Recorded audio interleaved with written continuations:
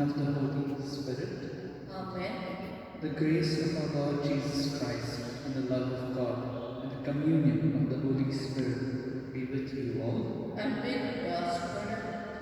My dear sisters and brothers of Christ, today we celebrate two feasts. We begin with a little sharing on the first. It is dedicated to Our Lady of Ransom, the Order of Our Lady of Mercy, which was founded at Barcelona, Spain in 1233 by Saint Peter Nolasco, Saint Raymond of Peñafort, and King James of Aragon, for ransoming of Christians from Saracen captivity. It was instituted this feast in thanksgiving to Our Lady. It was gradually adopted in Spain and France, and in 1696 was promulgated by Pope Innocent XIII for observance in the Universal Church. Mary is particularly invoked under the title of Our Lady of Ransom, or Our Lady of Mercy, for the reconversion of England, also known as Our Lady's Dowry, from false religious teaching. She is also the compassionate ransomer of living sinners from Satan's grasp and of the suffering souls in purgatory. We go to the second feast which we celebrate. It is dedicated to Saint Gerard of Sagredo. He was Bishop Martyr. He was abbot of the Benedictine monastery of San Giorgio Maggiore at Venice. On a pilgrimage to the Holy Land when passing through Hungary, he was detained by King Saint Stephen and persuaded to work for the conversion of the Magyars and to be tutor of his son, Prince Saint Emeric.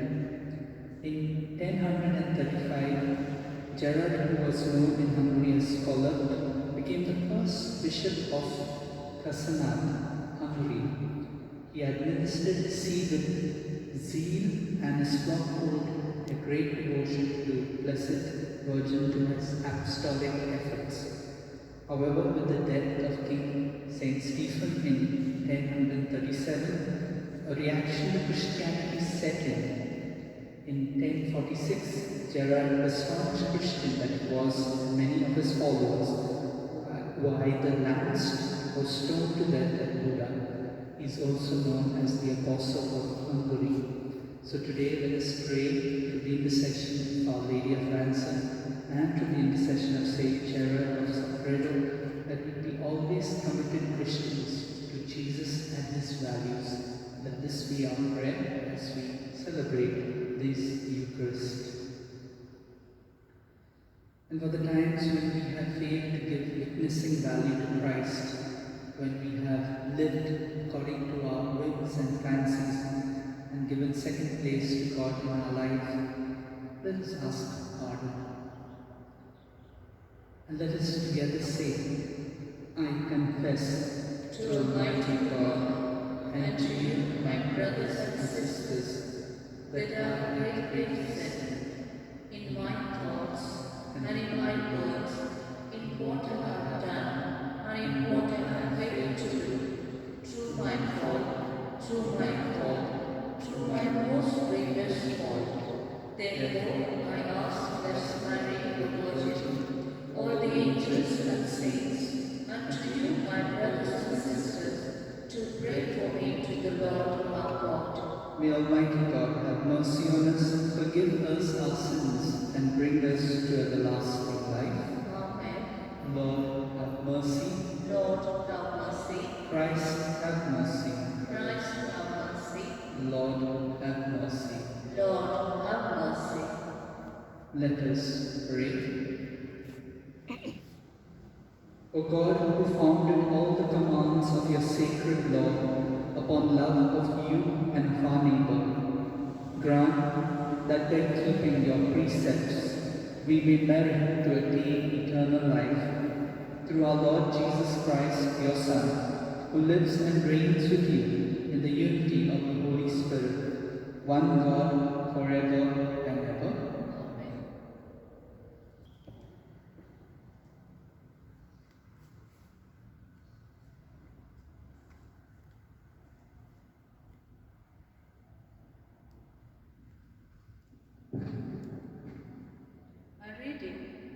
From the book of Ecclesiastes. Vanity of vanities, says the preacher.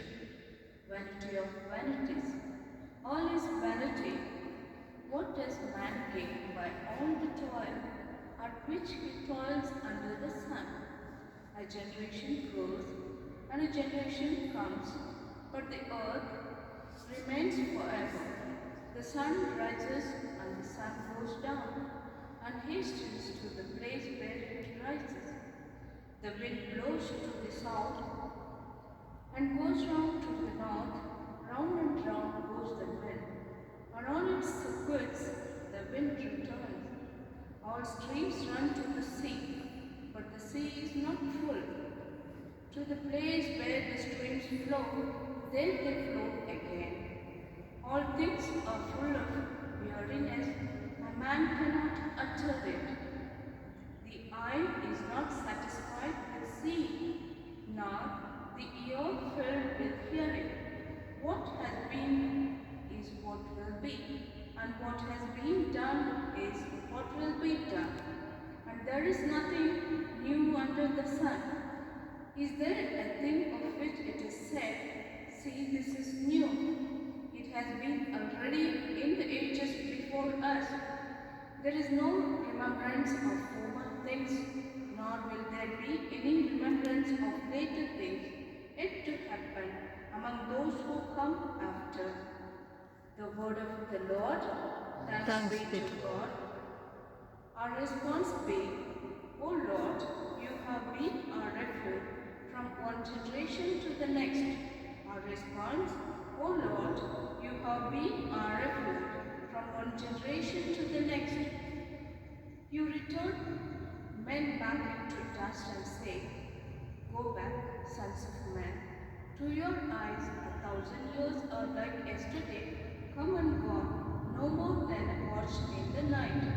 Our response, O Lord, you have been our refuge from one generation to the next.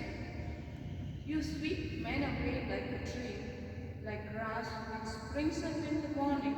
In the morning it springs up and flowers, by evening it withers and fades. Our response, O Lord, you have been our refuge from one generation to the next. Make us know the shortness of our life, that we may gain wisdom of heart. Lord, relent. Is your anger forever? Show pity on your servants. Our response, O Lord, you have been our refuge from one generation to the next. In the morning, fills us with your love. We shall exult and rejoice all our days. Let the favor of the Lord be upon us. Give success to the work of our hands. Our response, O Lord, you have been our refuge from one generation to the next. Acclamation. Alleluia, alleluia, alleluia, alleluia,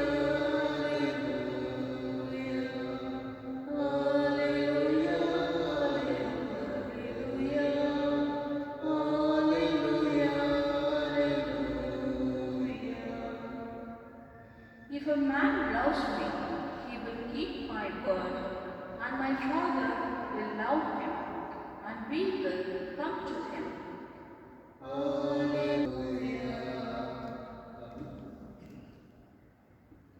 The Lord be with you. And with your spirit. A reading from the Holy Gospel according to St. Luke. Glory to you, O Lord.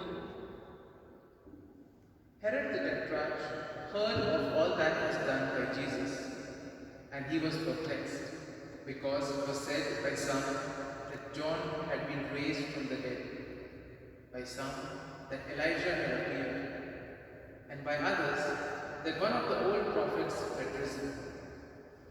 Herod said, John I beheaded, but who is this about whom I hear such things?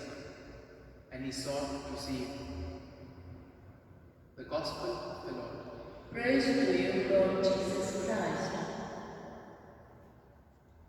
My dear friends, today I want to begin by asking a very simple question.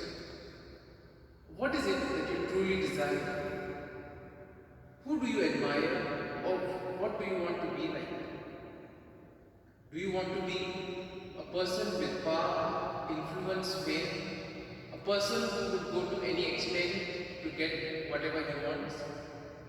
Or do you want to become a humble person? A person who is willing to do great deeds, but at the background, not wanting fame, not wanting power or position? And this is exactly the danger which the scripture speaks of. Because today, in the first reading, as we can see, Kohelet very nicely puts it: vanity of vanities, all things are vanity. Because at some point of time or the other in our lives, we are bound to face this decision. And Solomon, we see, who was the most learned, richest, and probably the most powerful man in his time, he was smart enough to realize that his life and also the lives of others don't have any meaning until and unless we seek meaning. Unless we try to find a purpose in our lives. And we see that when people realize this, they are faced with such anxiety that they immediately try to distract themselves with various distractions. And this really shows that how desperate we are. Now the only way to be saved from this kind of impossible situation is by placing our trust and faith in God.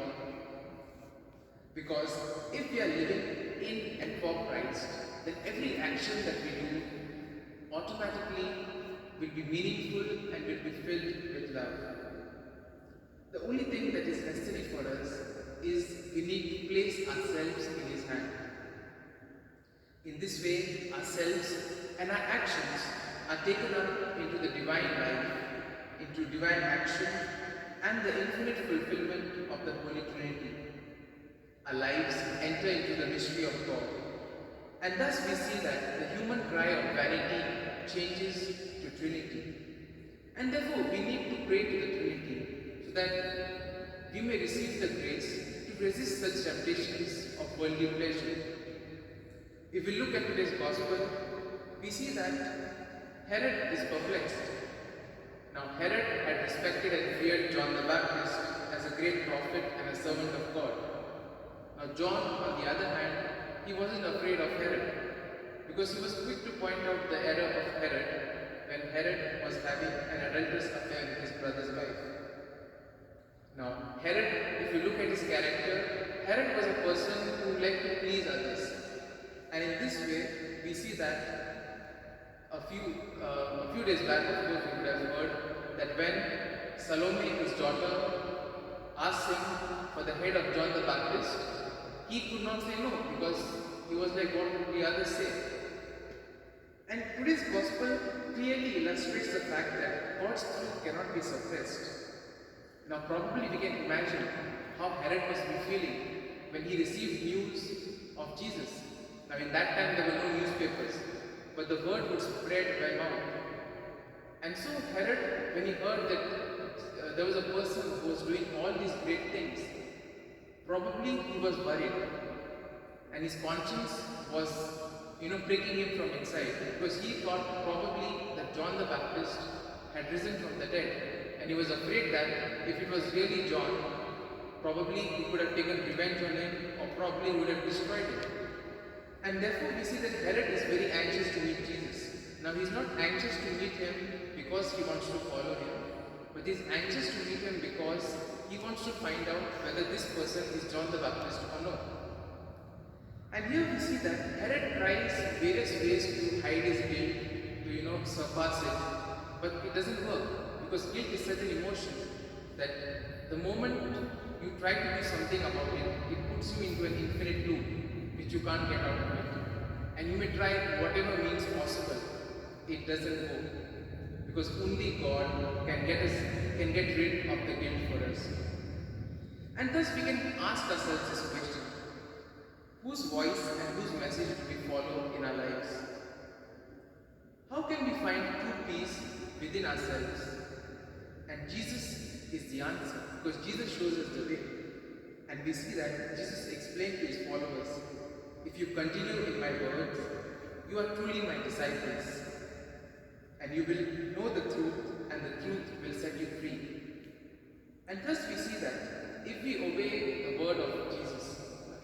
everything according to His teachings, then we will be able to find the peace and joy of life.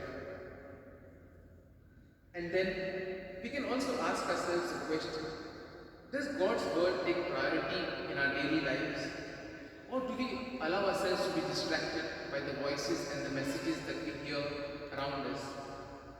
And Jesus promises us that He will be guiding us, that He will be always there with us. And therefore, it is up to us to take a decision. Whether do we want to follow Jesus, do we want to follow His voice and His teachings, or do we want to get carried away by the voices, by the various temptations that are thrown around in the world. And as we heard in the introduction, today we also celebrate the feast of Our Lady of Ransom. And here we see that she also is the compassionate ransomer of living saints from the clutches of Satan, as well as the souls that are there in purgatory. And therefore it is rightful today and quite appropriate to ask Mary to intercede for us, so that we too may be able to escape these temptations, that we may be able to fight these temptations and truly follow the word of God. Amen. Almighty and merciful God, who show your love to all creation everywhere, hear graciously the prayers we make for all those affected by the coronavirus in various parts of the world.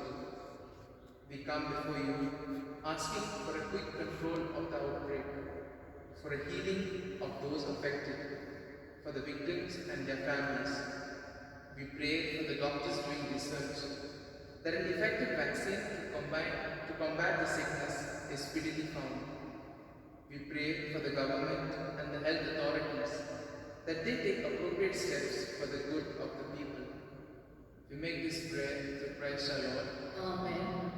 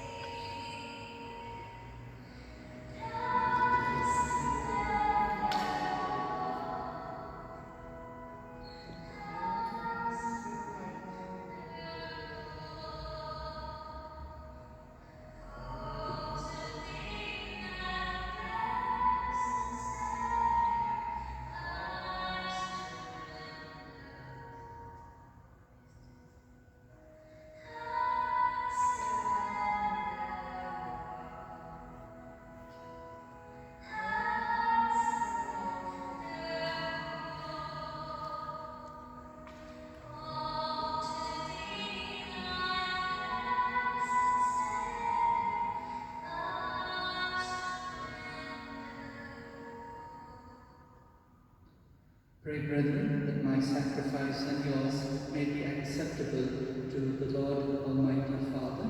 May the Lord accept this sacrifice at hand, for praise and glory of His name, for our good and the good of all His holy church.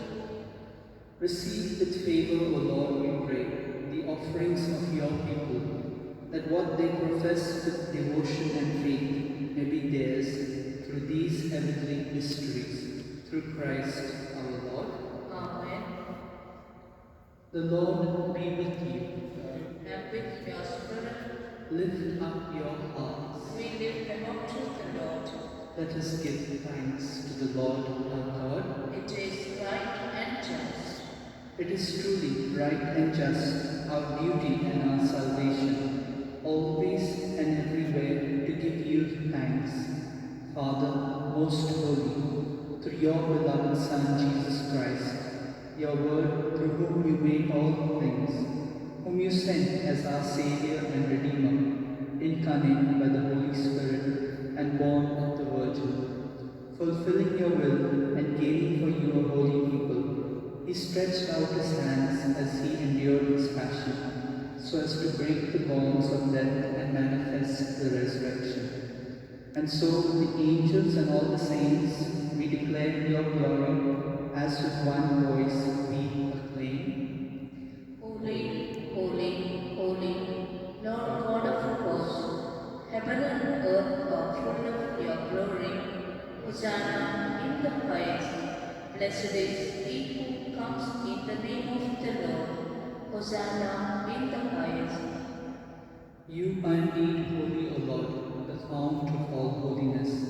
Make holy, therefore, these gifts we pray, by sending down your Spirit upon them like the dewfall, so that they may become for us the body and blood of our Lord Jesus Christ. At the time he was betrayed and entered willingly into his passion, he took bread, and giving thanks, broke it, and gave it to his disciples, saying, "Take this, all of you, and eat of it, for this is my body, which will be given up for you."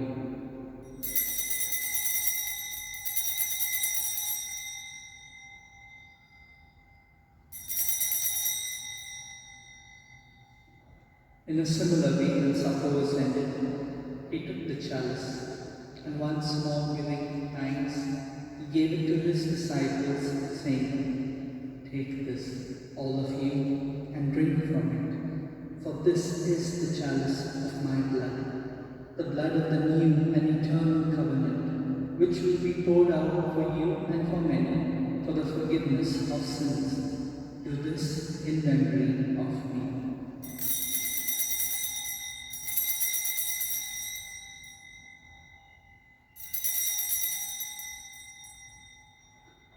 Let us proclaim the mystery of faith. We proclaim your death, O Lord, and profess your resurrection until you come again.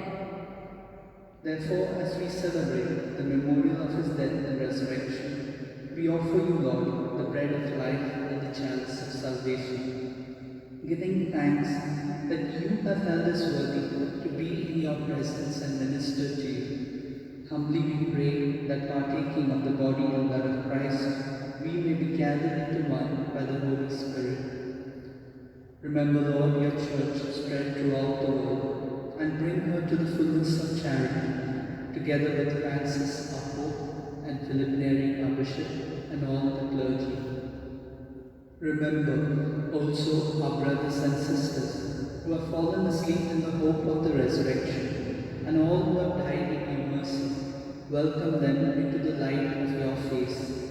Have mercy on us all, we pray, that with the Blessed Virgin Mary, Mother of God, with Saint Joseph, her spouse, with the blessed apostles, and all the saints who have pleased you throughout the ages, we may merit to be co-heirs to eternal life, and may praise and glorify you through your Son, Jesus Christ.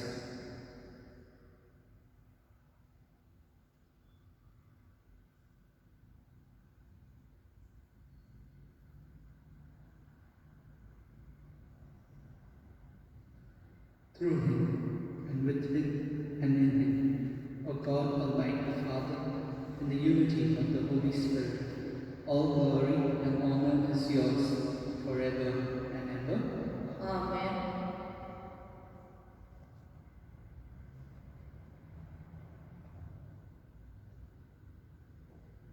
At the Saviour's command, formed by divine teaching, we dare to say, Our Father, who art in heaven, hallowed be thy name. Thy kingdom come, thy will be done on earth as it is in heaven. Give us this day our daily bread, and forgive us our trespasses, as we forgive those who trespass against us. And lead us not into temptation, but deliver us from evil. Deliver us, Lord, we pray, from every evil. Graciously grant peace in our days, that by the help of your mercy we may be always free from sin and safe from all distress, as we await the blessed hope and the coming of our Saviour, Jesus Christ. For the kingdom and the power and the glory are yours, now Lord Jesus Christ, who said to your apostles, "Peace I leave you, my peace I give you," look not on our sins but on the faith of your church, and graciously grant her peace and unity in accordance with your will, who live and reign forever and ever. Amen. The peace of the Lord be with you always. And with your spirit. Let us offer each other a sign of peace.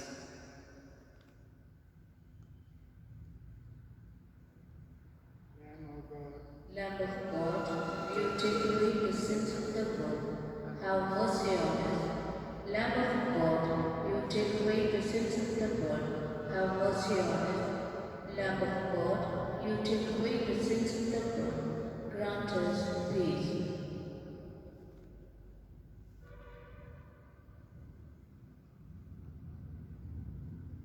Behold the Lamb of God, behold him who takes away the sins of the world. Blessed are those called to the supper of the Lamb. Lord, I am not worthy that you should enter under my roof, but only say a word, and my soul shall be healed. My Jesus, I believe that you are present in the most holy sacrament. I love you above all things, and I desire to receive you into my soul. Since I cannot at this moment receive you sacramentally, come at least spiritually into my heart. I embrace you as if you were already there and unite myself wholly to you. Never permit me to be separated from you. Amen.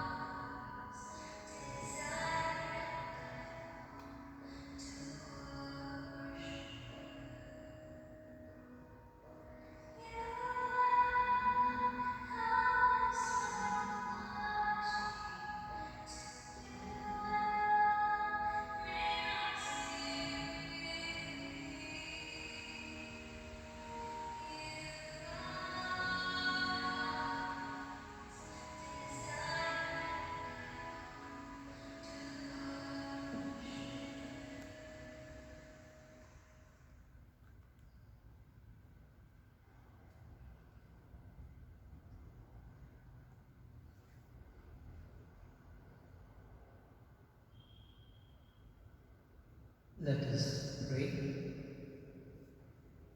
Graciously raise up, O Lord, those you renew with this sacrament, that we may come to possess your redemption, both in mystery and in the manner of our life, through Christ our Lord. Amen. Prayer to Saint Francis Xavier. O devoted servant of God, Saint Francis Xavier, your heart was burning with love for Jesus.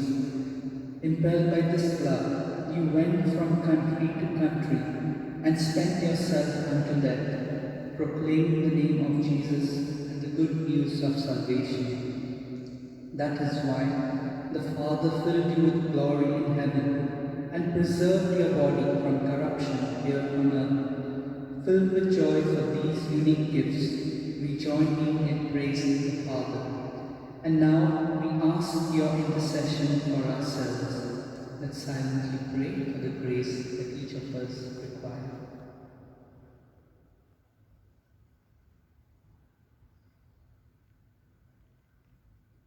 We ask you to obtain for us the fulfillment of these desires if they are pleasing to the Father. And for everything together with you, we praise the Father through Jesus in the Spirit. Amen. The Lord be with you, And with your spirit. and may Almighty God bless you, the Father, the Son, and the Holy Spirit. Amen. Let us go in peace to love and serve the Lord. Thanks be to God.